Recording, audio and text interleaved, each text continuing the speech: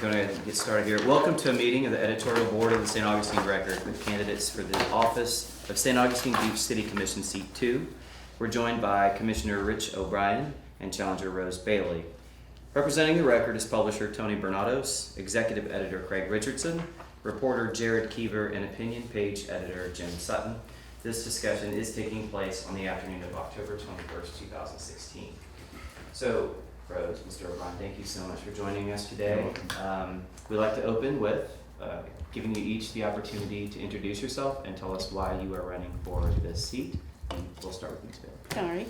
My name is Rosetta Bailey, and I'm running for seat 2 in St. Augustine Beach. I'd like to introduce myself first of all. I've had a career with PNC Bank since 1973, and I'm going back a ways to let you know my background. That's exciting and a long time ago and quite a few challenges, and my objective was to be Regional Loan Center Manager. I took control of the department when my supervisor had a serious illness, and the responsibility of the department was left up to me. This was my opening to prove myself. I was the first female that was promoted to loan manager among 20 men, so I've been around guys all my life. And I had 7 uncles. At the peak of my career, my title was Assistant Vice President, and then I went to Vice President, which was Regional Loan Manager. I encompassed 3 states, South Jersey, Kentucky, and Ohio, in addition to the Pittsburgh market. My responsibilities included financial objectives, service objectives, productivity objectives, and risk management / portfolio objectives. I had 62 branches report to me, and I had a staff of 14.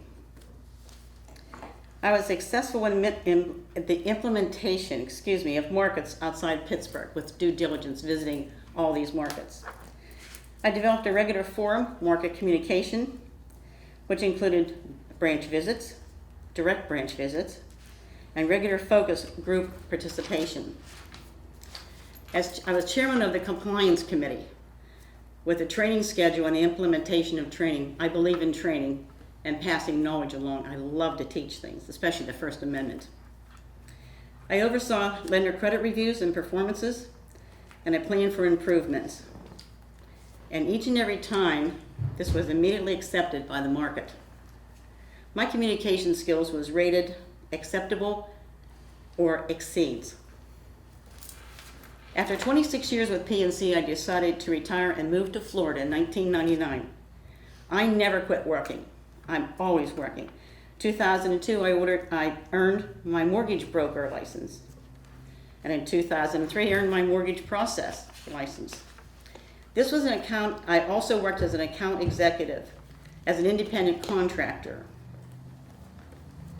and did daily research and foreclosure files with several courthouses from Miami all the way up to Martin County.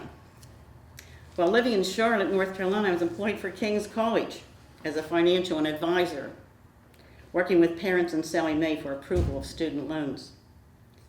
I worked for several banks from 2002 to 4 in the mortgage department, assisting in the flow of mortgages. In 2014, I decided I wanted to be involved in political work, and I ran for city council in Boca Raton, Florida. And I was running against 8 men, so the story continues. Now I'm running for commissioner in seat 2, St. Augustine Beach, with only a couple of weeks to go. I'm very excited to be on the November ticket and my reasons for running. I will take very seriously the oath when elected to uphold our Constitution. I am a constitutional conservative, the bedrock of our nation. To remember our elected officials work for the people, not the other way around. I will listen to the needs of the community. I will control responsible growth. Find more ways to give our children recreation area and a safe place, an enjoyable place, and a family-friendly place. Communication with our city residents is lacking, in my opinion. Transparency and accountability, there is none. Building height restrictions, that should be monitored closer. More respect for our residents, their property, and their trees. More consistency on the rules and regulations.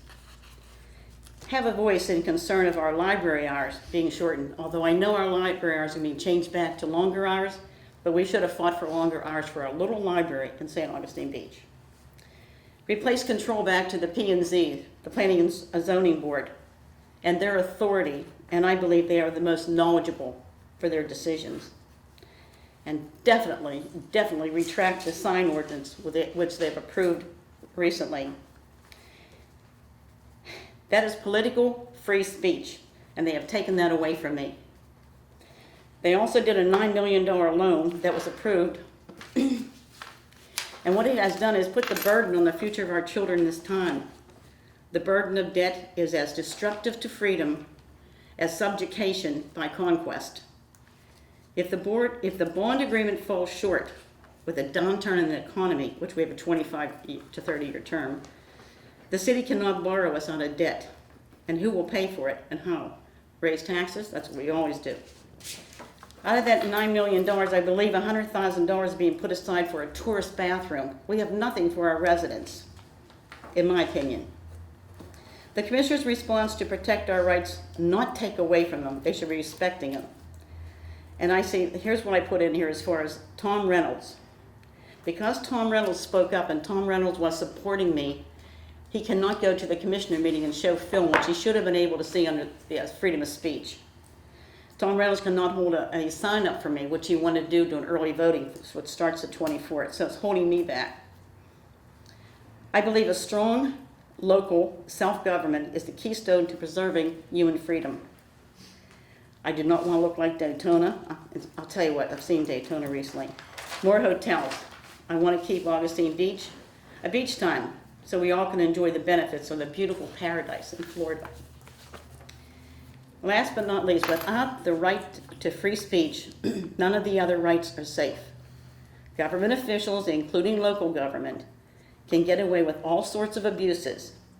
If others are not free to talk about those abuses, which Tom does, then we're taking away our freedom of speech. Political signs and content is freedom of speech. And let us not forget that the United States Supreme Court made a decision on Dred Scott. They said Dred Scott was property, not a person. So, like I say, I'm very, very intent on our constitutional values. And with that, I stop. Thank you, Mr. O'Brien. Okay. Mine will be a little bit more conversational, but I've been in St. Augustine Beach since 2001 when I bought Lafayette Ocean Inn at St. Augustine Beach. I began my public service in 2003 after I married my wife Lauren, who's from Chicago. And I have a real estate background, so I wanted to give back. I had never been in the military, so I volunteered to be on planning and zoning, and I was voted in. I served on that for probably 3 or 4 years, and after that time, or during that time, one of our commissioners became ill. She could no longer serve, and I was asked to put my hat in the ring for a commission seat, which I did. I was literally, my name was pulled out of the hat because it was a tie several times. And anyway, I've been on the commission since late 2006. Again, I'm married, in hospitality business and tourism. We also have the mini golf and a bed and breakfast, and I'm a commercial real estate agent. My purpose for running is to serve our community. Like I say, I was never in the military. It's my honor and privilege to do so. I do so with enthusiasm, and I take it very sincerely, and I think that shows at our meetings. During my time of public service as a commissioner on public and planning and zoning, I also served on the Tourist Development Council for probably 7 years. I also served on the Visitors and Convention Bureau, given my background in hospitality. As a business person, I know how to balance a budget and run a city, help to run a city like a business. It's not completely the same, but it's very important to operate it similar to a business by budgeting and good management. So I know how to do that. Let's talk about some specific issues. Green space. I supported the purchase of Hammock Dunes Park, Ocean Hammock Park, and I'm also considering, along with the commission, the mosquito control property. I think it's important to have green space. I've supported that. When it comes to the development of Ocean Hammock Park, we received quite a bit of money back, I think $4.5 million for our oceanfront park some years ago. We had a commitment to do certain things for that grant. We have 20 years to do that. This is a commitment we have made to the state of Florida for getting that $4.5 million. We're doing it very thoughtfully. We've put in parking, which serves not only tourists, but the local residents park there as well. There's a handicap space for the people that can't, maybe traverse down there. So that's good. When it comes to restrooms and so on, we have an obligation to do that. It was in the paperwork we submitted to the, I think it's Florida Forever or whatever the organization is. And we have to keep that commitment. We're doing it slowly, we're doing it thoughtfully, and one of the things we promised to do was restrooms, and we're going to do that. We want to keep the park as natural as possible, and we're doing so. So I think that's a really good move. Hammock Dunes Park across the street, it's totally undisturbed, completely and totally undisturbed. We have no immediate plans to change that. If something comes along in the future, we can consider that. The voters said in the last election, when we had the charter amendments on there, that the city cannot sell any property that is considered parkland without a referendum of the public. And I'm completely on board with that. Now let's talk about debt. Every city has some debt. We have debt for the campus, what I call it, of the police station and city hall. We have debt for the park. We have some other debt. Recently, we refinanced this debt. It was my suggestion. Not only did we get the money, the bond issue to pay off the short-term obligations we're going to have of paying another $1.5 million early next year and another $1.5 million the year after. That's going to be spread out over some 20 years. That's a smart thing to do. We're a coastal city and we have to have a good, strong savings account.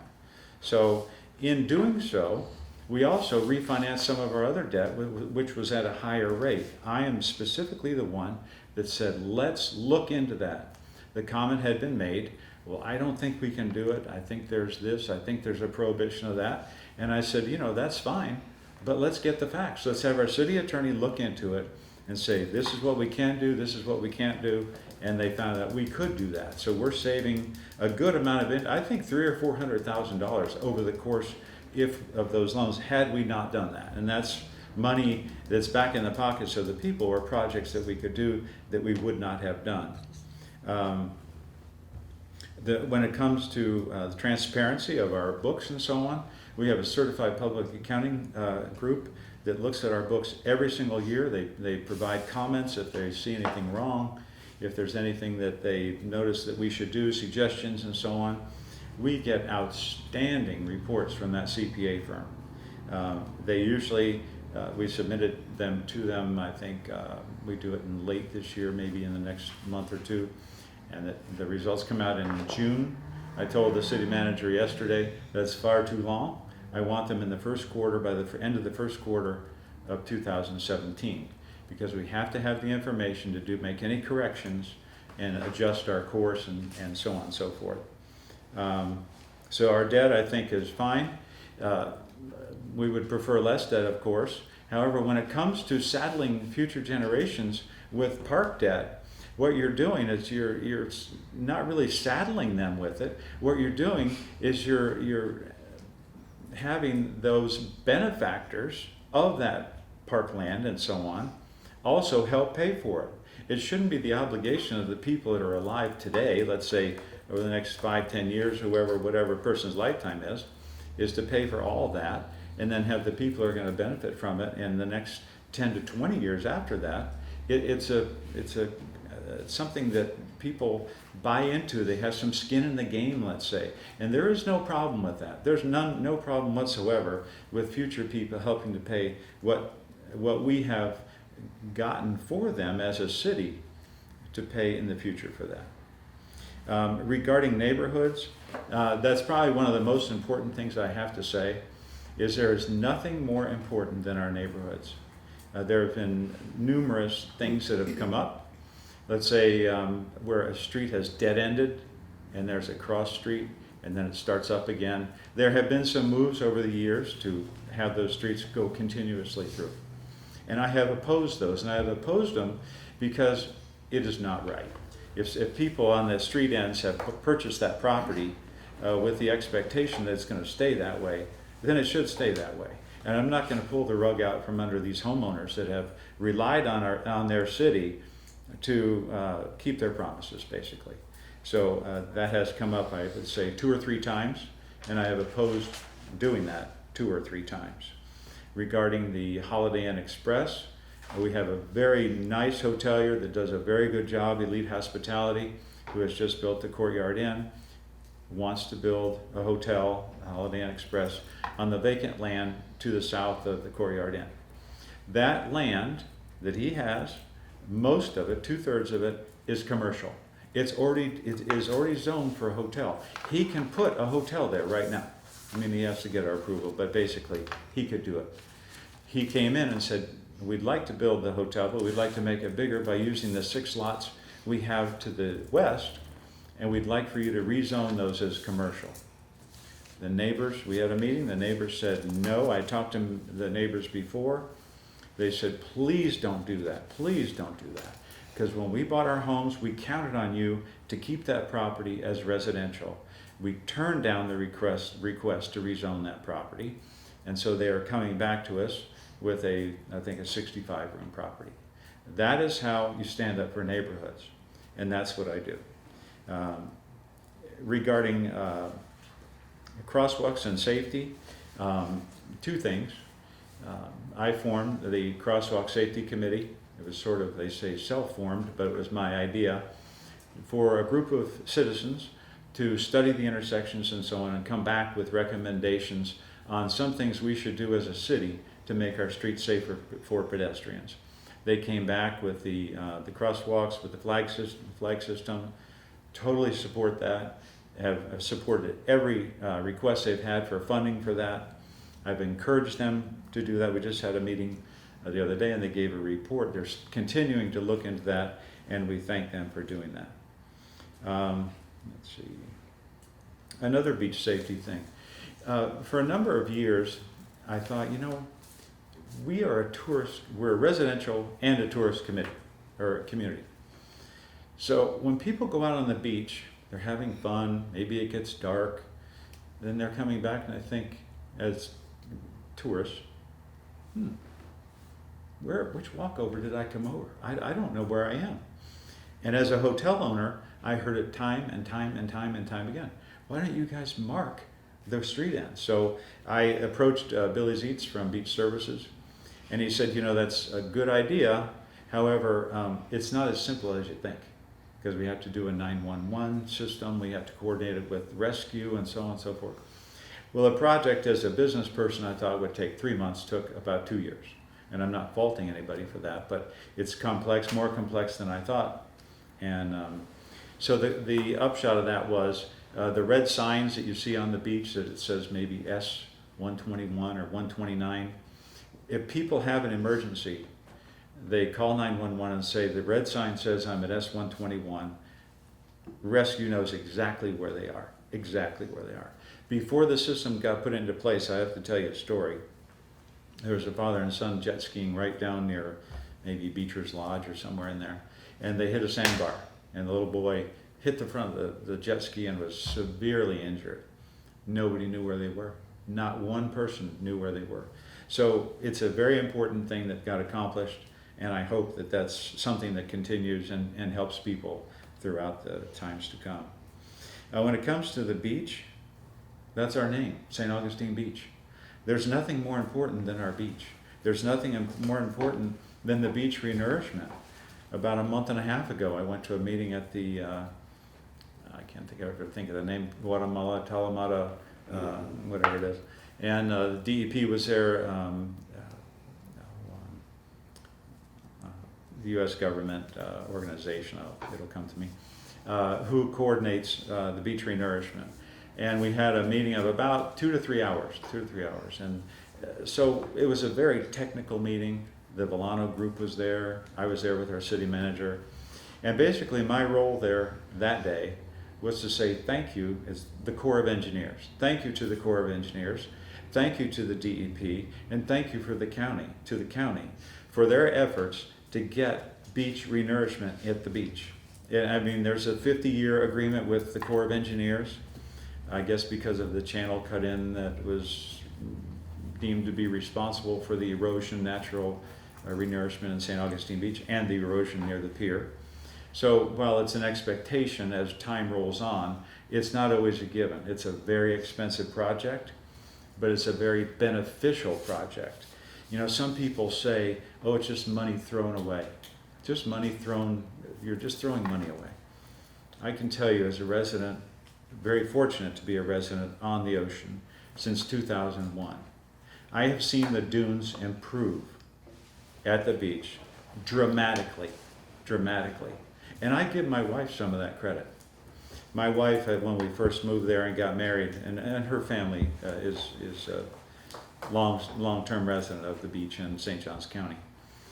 She really was after me to put in sand fencing on our properties.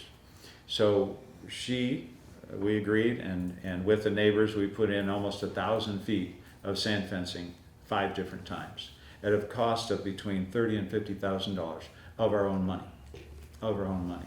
If you look at the dunes now, when you would exit our walkover to the beach, you would have to go down 13 steps, and the beach was right there. Right now, you go down, you go to the end of the walkover, there's no steps. There's none. And the dunes go like this 5 times. Then, on the other side of the driving lane, a natural other dune formed. That is the dune that saved us in that storm. That is what saved us. Another thing saved us. And I have to give my wife credit again. Maybe she should run, I don't know. She has some good ideas. When we were walking our 3 dogs down the beach, she said, you know, look at how beautiful these dunes are. We're going towards A Street. Got this nice high 12, maybe 15-foot dune system. And then at A Street, it drops way down like this, drops over like that. Maybe it's 50, 60 feet wide, and then it goes back up. She said, you know, if we have a hurricane, that's a great vulnerability. This city is going to get flooded like you can't believe. So that planted a seed. So I met with the city manager, I met with Public Works, and kind of started working on some solutions, and multi-million-dollar budgets later, and lots of issues at the city commission that kind of got delayed a little bit. But when I saw the storm coming, I thought, you know, taking no action is not an option for me. It is not an option. So I called Max at City Hall. We had a meeting with Joe Howell of Public Works, and we said, what can we do? And about 3 months before that, maybe 4, I'd gotten a call from the governor. And there was some weather event going on, I don't recall what, but he said to me, I just want to let you know, Mayor, that the resources of the state of Florida are at your disposal. If you need anything, I'm calling you from my cell phone, please call me. So I saved that number. In the back of my mind, I did wonder, was that really the governor? So I called the number right before the storm, and I left a message, and lo and behold, 30 minutes later, the governor called me back. I explained our situation with A Street. I said, we need some help here. So he said, I'll have my chief of staff call you. He called in 30 minutes. 30 minutes later, the DEP called me. We reviewed some options. He said one option of pushing the sand from the beach up into the opening. He said, you don't want to do that. So anyway, we discussed other options. Make a long story short, we got approval to put sand across that gap at A Street and fill it almost to the level of the surrounding dunes. And that, in my opinion, may have saved millions of dollars in damage. And I'm not saying that gloating. I'm thrilled that those people in those neighborhoods did not have to go through the same stuff that the people in Davis Shores are going through, at Matanzas, at Volano, and if it saved one person, it was worth all that effort. So I hope that sort of sets a gold standard, if you will, at least a start of something. Did I want to do Ocean Trace Road? You bet I did. DEP said you can only use beach quality sand. That's puzzling to me. Right. We're in an emergency. We've got to take action. Okay. But we complied, and we didn't violate any rules or whatever. but I think a lot of people were really helped by that. For the sake of time, do you mind if we move forward with Oh, some sure, questions? I'm done. Okay. I'm done. Because I want to remind everyone, we do have a hard stop Okay, at 2 sure. o'clock, if you don't mind. Okay. Yeah, please. I'd like to say something on some of the things you said, though. Could I do that? Just briefly, I'm fast. Okay. Okay, I'm real fast. I'm going to govern the time, though, so go You right go ahead. right ahead. Govern it next time, too. Okay, I live on 8. I do appreciate what you've done, okay? The only thing is, you talked about the $9 million budget. Excuse me, that's after 25 to 30 years. And yes, that is putting a burden on our youngsters. Yes, it is for future. And if there's a downturn in the economy, that's our taxes that's going to go. Like it or not, that's bottom line. Second, on the beach, the beach to nourish it. All right, South Florida's always done this. There's no big deal. We should have been prepared for it. Oh yes, they are prepared for it. And in the lowlands, I don't think you put dunes around or sand around lowlands. I don't think the way you want to do it. And as far as everything else, I think it's a big write-off. I think you have enough write-offs in your business too when you do this kind of stuff. And I understand that when you may not be able to talk about it, I'll do it really fast, okay?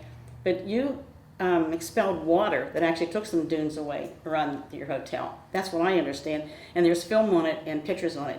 Now, I know that Tom's under injunction, but there's a big possibility it was raw sewage. So you were able to do things that you tell other people they can't do. All right, and that's what I find a problem with our commissioners. Okay, All right, that's it. I dispute that. Yeah, go Thank ahead. you. I do dispute that. If we're gonna keep mentioning Tom Reynolds, I think we need to, for the sake of the recording, say what happened earlier this week. Are you comfortable with that? And To the extent that I can talk about that, okay, because it is a pending legal situation. I can talk about what was reported by the record Yeah. this week. If you're Mhm. comfortable. Yeah, I read it. A citizen in St. Augustine Beach approached your property and made some accusations about some goings on there, and you took out an order of protection against them. Is that a fair That's way? absolutely correct. He did make some statements. He stopped. He used vulgar profanity. He was amped up like a kind of a person that was out of control and not in charge of his actions whatsoever. Okay. He was swearing like a truck driver. Okay, so this led to a temporary injunction for protection against stalking. The party in question is Tom Reynolds, who said he was voicing concern about water being pumped from a hotel and affecting the dunes and public access to the sidewalks. Yes, sir. In the story, it says that your take on events was coming from a neighboring property. Is that? That's correct. Okay. Yes. And well, that's pretty much the. All right. With Is that a- the approval of the city of St. Augustine Beach, stormwater into the storm drain with prior approval, like in many several emergencies we've had, they have gotten approval. Okay. Yes. Is So that now written we all approval? know what. Okay, all right, let's let it go. All right, we'll let it go, but I'll just see written We don't need to approval. let it go. I think we just needed to Yeah. have an Stop understanding it. of what we were referring to. Yeah, I know, I read the article. Billy, you talk about the lack of transparency. Can you give like an example, one? a strict example? Yeah, to get anything out of the St. Augustine Beach, which is Max Royal, I have to know explicitly what I have to ask for. They hold things back, okay? I went, as a candidate, I wanted the backup material for the meetings, all right? And that's all I wanted, because I wanted to sit there and be, they go up there and they have all this and things in front of them. I'm sitting there, duh. And I'm not gonna run to the back of the room where they have just one copy of it. So I asked for it. They wanted to charge me $50. I said, no, I'm not gonna pay $50. So I called the other day for the new one on this past one, the 17th or whatever, and they says I owed them $50. I'm not gonna pay them $50. As a candidate, I should know exactly what they have in front of them so I can dispute it or at least challenge it or whatever. I wanna know the information. Information is everything. Is that online? It is online. It's No, called the book. No, I want it. Yes, I it want is it in. online. I want it in printing, and that's exactly what I asked for because I don't have time to sit online. I run a deli. I'm a self-employed local business person, and I don't have time, so I have to do what I have to do To to get accommodate me. Yes, I not mean, to you don't accommodate. have time to print it yourself, is what you're saying. I do not have time. No, I do She's not. treated just like everyone else. If anyone came in and wanted that, candidate or I not, don't they wanna would pay have to do the $50 same for it. thing. I do not. We have a book provided. They can look through it if they want to So that means I purchase have to that, get up then out of my seat and walk to the back of the room and, oh, is that what they're talking, and then run back to my seat and It's sit on the down. computer. I mean, I do you're not want to treated take. just like everyone I else. do not want I want it printed out. That's exactly what I wanted. Then you have to What's write a a big check. deal?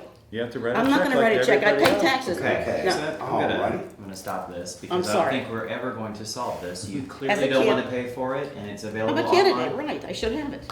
Well, you're a citizen, and you're having the exact same treatment as anyone else. No, and I don't. I'm a candidate. All the citizens aren't candidates. Okay, but you're being treated the same way, right? No, but not as I want to be treated as a candidate. Do other candidates have to pay the $50 if they wanted to transfer? They would, except I am on the commission. Mhm. I've never asked for it because I get the book. Yeah, I mean, you I get get the the book. book. Right, But the that's book what I is want. available at the counter if you'd like to look through it. I have to go in the back of the Anyone room. else would have to just pay to have it printed. That's all. I'm not going to go in the back of the room. All right. I'm not paying $50 for it. Well, those are I'm busy. I'm a busy woman, yes. okay. I have pay a question. taxes. I'm not sure. All right, question about the bathrooms. Real quickly. You mentioned, Miss Bailey, that the bathrooms were for the tourists. Where are the bathrooms planned to be, please? The bathrooms aren't there yet. Right, where are they planned to go? They're gonna be in Ocean Hammock Park. Okay. We don't know the exact location. That's gonna be studied by the Public Works Director. Probably somewhere near the parking area. Okay. And I have to say, and I don't have facts, I don't think she does either, but we can guess, that they're gonna be used by a number of residents as well, because the location between bathrooms is quite a distance. If you're, the closest one is at A Street. All right. So if you're walking down and you need to go to the bathroom, well, it's gonna be right there. Okay, that answers my question because I think in your introduction you said the bathrooms were for tourists, nothing for locals. Pretty much, yeah. You think I'm going to walk from A Street all the way up to there to go to the bathroom? I It don't just think depends so. on where I am. Well, I mean, if I'm on a A Street beach, there's no bathroom right there. So, I mean, I just think it's $100,000 that's wasted, in my opinion. okay. It's a project, but in my opinion. And then one more thing, and then I'll pass it to someone else. You had said that beach renourishment was everything, and you said it was no big deal. I don't think I've ever heard quite such a Oh, polar I didn't mean it opposite. that way. Let me explain myself. When he's talking about these other properties, I think Davis Shores is really below the sea level.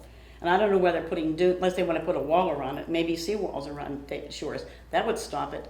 That's what I meant. We're not prepared. South Florida's always prepared for Florida hurricanes. And it's like a big shock up here. Oh, it just happened. No, this has been going on. And really the sand was great because I'm on A Street. But I did question where the sand came from. And I will say that it was never my idea to put sand everywhere. A Street, Ocean Trace, and maybe a more permanent solution at Pope Road because it's so wide. Maybe some seawall there, some kind of protection because it's so wide and so much water came in there. So we just need to look into those things. Thank you. Sorry. Ms. Bailey, you mentioned that you wanted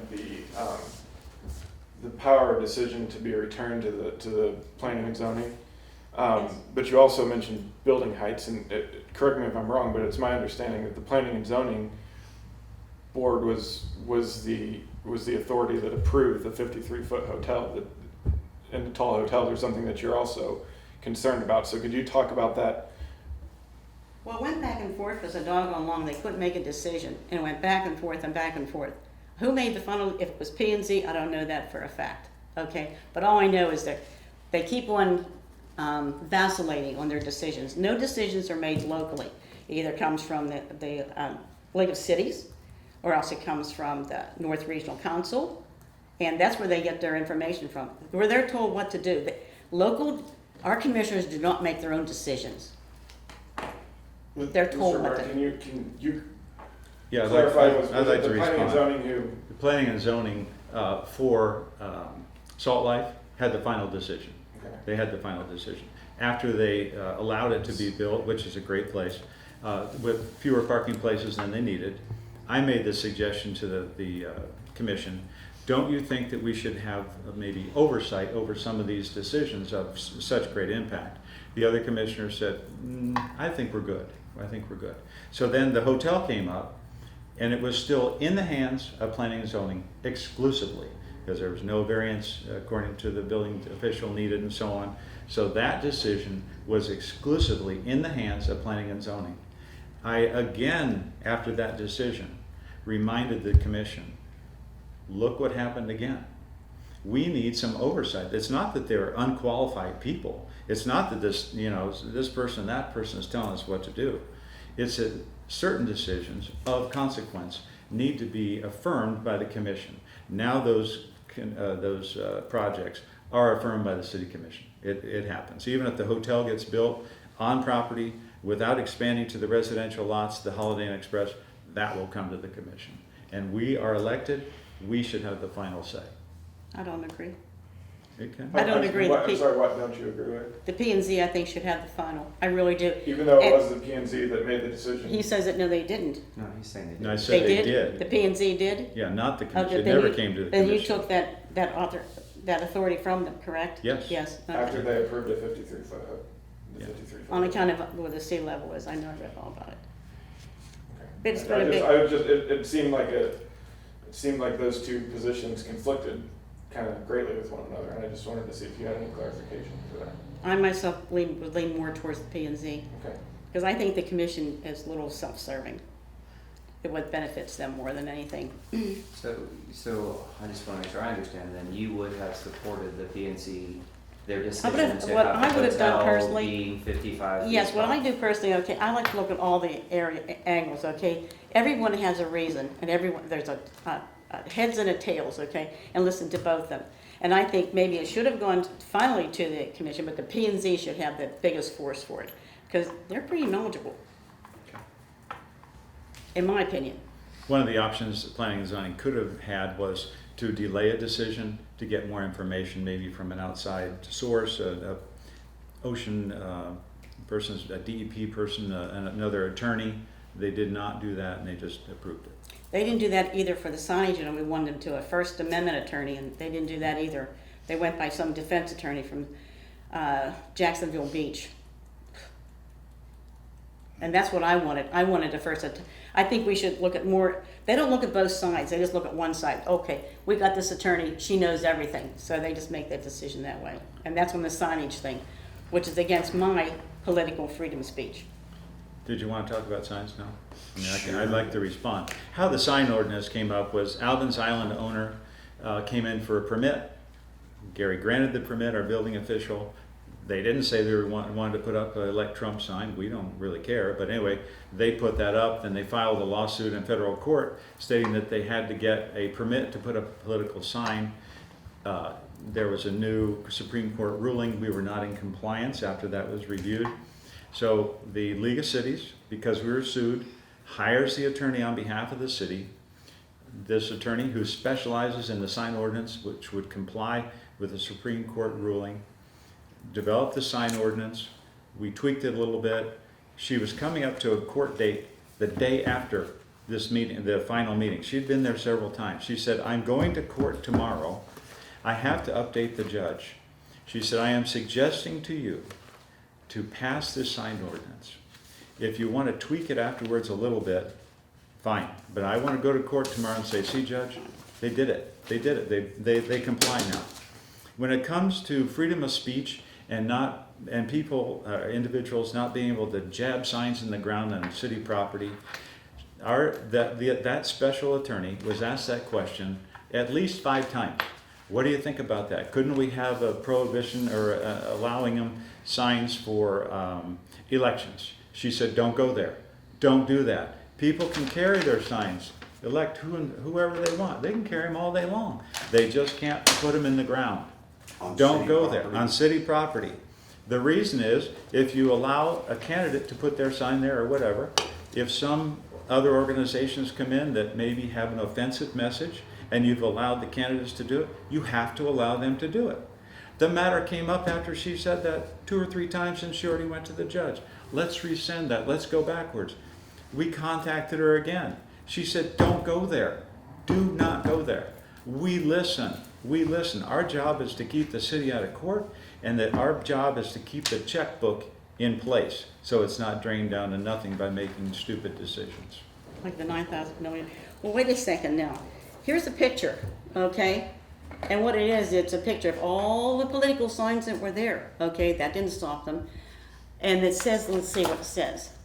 No political signs on property. And lo and behold, they took out that sign and they put down no signs on property. That city property belongs to we the people. It doesn't belong to those commissioners up there or that defense attorney up in St. Augustine Beach. And we're the only ones in the whole United States that's doing this. And everybody else is out of compliance with the United States Supreme Court. That's true. They are. She said at the meeting, I Well, think gee, you were then there. that means every city in the United States of America can be She sued. said we were one of the first people to change it to comply. Well, in the meantime, you did it wrong, because you lied about it. They put political signs first because they didn't want my political signs there. That's our property. That's a we the people property, like it or not. And then they turned around and put no political sign, no signs at all. So she didn't know what she was doing, or someone in the commission didn't know what they were doing. They just wanted to hurry up and do it. The So city manager does that. He made an error and he corrected the sign. Simple as that. No, it's an error. That's a big error. It says, because you didn't want political signs there, because you want to win again. And you can win if you want. They can do what they want to do. But you were stopping me from my political freedom of speech. And that's exactly what you were doing. Was his political sign there? Pardon me? Was his political sign there? No, I'm talking about the sign from the St. Augustine Beach. Uh-huh. He said he wouldn't I'm let you talking put your about their sign up. that they put there, yes. Okay. Yes. But the signs were being removed, were they not? The next day. We actually had pictures in the paper of the city manager removing signs from city. Oh, yeah. Yeah, I know. I saw that. My point, you're missing my point. My point is they changed the sign, what they say on their sign. No political signs, too. No signs. Was that part of becoming? And we're the only ones that did it. Go up to St. Oh, I'm sorry. I do apologize. That's my problem. I do interrupt sometimes. Was that part of becoming compliant to change the sign? To say all Yeah, signs? he probably just got the wording wrong. You know, there was no signs, period. It's not Well, political signs. if- No signs. He put up that sign that said no political Well, signs. if we're That being- was the city manager. Well, if we are being... It's not the commission. He basically operates. If this attorney is so great up there in St. Augustine, up in Jacksonville Beach, why didn't you tell him that? Because you know what? They didn't want political signs. That's the bottom line right there. I don't agree. Well, that's what happened. That's exactly what happened. Okay, so let's move to a different topic, if you don't mind. Thank you. Craig, did you have anything? Or I'm sorry. Yeah, you both mentioned, Rich, you mentioned protecting neighborhoods, and Rose, you mentioned controlling and responsible growth. Can each of you maybe expand on, is it possible to manage responsible growth from the commission? And what are your visions for it specifically, Rose? I don't want a Daytona. I don't want a Daytona. And for one thing, I would have So you're asked... speaking specifically to hotels or? Yes, to hotels. Yeah, exactly. It's a little island. It seems like nothing is for the residents. Everything is for tourism. And nothing wrong with tourism. It brings money there. But I think there's a point like too much is too much. And I think it's overgrowth. And I've seen it overgrown in different places. And down in Daytona right now, when you go down, there's the shopping centers that it look like they're, everything's like for lease, and because they're building new ones. And what I would have done, I would have asked building a hotel to have all retail or restaurants in the bottom, and then the condominiums or whatever up top, or the hotel rooms. I would have expanded that way rather than have just hotels. I mean, it's boring if you ask me. And not to take away from the small business owner there, but that's what I would have done. And another thing, when they're building them, what I would like to find out, are we hiring American builders there? Are we hiring local workers there? Or are we hiring foreign workers there? There's a lot of things that we don't, to talk about transparency, I don't know about. And the only way I'd know about it if I sat in the board and I'd ask these questions to people. The only way you know is to ask questions. And a lot of this information isn't given out. We'll give you a chance to speak Sure. to that. And I have a question. You know, Rose has talked about the Constitution and so on. When it comes to developing property, let's talk about the Holiday Inn Express property. They have property rights. They own that property. They probably purchased it as a commercial piece of property, and they had a certain expectation they could develop that property in a certain fashion. If we take that right away from them, we have to write them a check under the Byrd-Harris Act that we have taken away from their property rights, and they can't do what they should have been able to do in the first place. So we have to very closely safeguard property rights. When it comes to the zoning along the boulevard and so on and so forth, there's certain parcels that are zoned, that are green space, the parkettes and so on, some commercial. Well, if you have a commercial zone piece of property, you can put commercial on there, and basically the city commission has nothing to do with that. You have to comply with the land development regulations, which I know backwards and forwards. I'm helping to redevelop those regulations right now. To the extent that you want to put shops, go to the developer and say, I want you to put shops downtown and put a hotel over it. recommended. That's you know, it's an idea you could float to them, but it's their property. A hotel does not have to have shops. We have to realize that people have property rights. If they want a variance of some kind, you could say, okay, if you, in exchange for this variance, maybe you do this or you do that because we think it'd be beneficial to the community. But you can't tell a property owner specifically, if they're complying with the land development regulations, what to do with their property. Agreed. And when it comes to workers, the city really has no right to go in and say, let me see all these workers' documents. That's ICE or whoever the governing agency is. We control the building of the property, make sure it's built correctly and so on. That's and under their land development regulations, that's where it stops for us. If there's some kind of violation, we think about it, we know about it, we could report it, but to enforce it, that's not our job. I'm not saying it's all recommendations, that's all I'm saying, and I think we should recommend, hey, we'd really appreciate if you'd hire our people, workers on from the beach here. Let's keep it all, why not hire our workers here? Why not talk to them about it? Maybe they would accommodate us that way. That's what I would do at any rate. Well, thank you both. I think we have time for just one more as we close out. Do you want to take us on, Jim? No, just what you normally do is if there's a question we did not ask you, or if you want to just make a short Yes, closing please. statement, that if there's something that you don't think we hit correctly or hard enough, or just wind it up. You can go first because you'll be shorter. I'm kind of concise when I talk. I'm running for this office because I would like to continue doing what I've started doing.